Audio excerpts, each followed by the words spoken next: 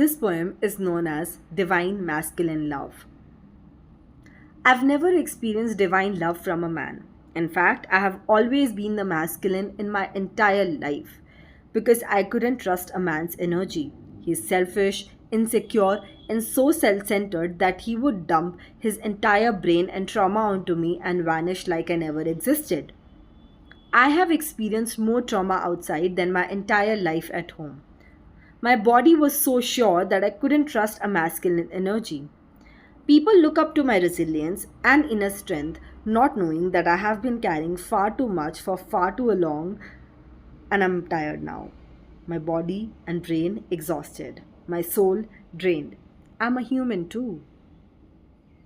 Growing up with a narcissistic mother and wounded masculine, I never experienced home in its truest forms.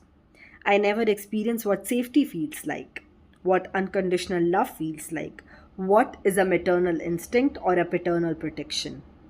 I was a parentified daughter who carried the wounds of an entire lineage, the traumas of my ancestors, the painful stories they were shamed to never open up about it. I chose change, and they abandoned me from the family. They isolated me when life was already killing me. Outsiders were raping my body. The men outside were vultures, and I was bleeding in front of hungry sharks. When I chose to speak up about it, they judged me, shamed me into darkness and guilt. Then my voice raised. The Kali in me awoke, but the little girl in me was still suffering, looking for a refugee only I could give, the solace only I could offer. So, in the world where people will sell their bodies, souls, and minds, I was standing strong, unshaken in the face of uncertainty, with my integrity intact, trying to keep my kindness while still protecting myself. I can never forgive those who gave me pain while I was already dying inside.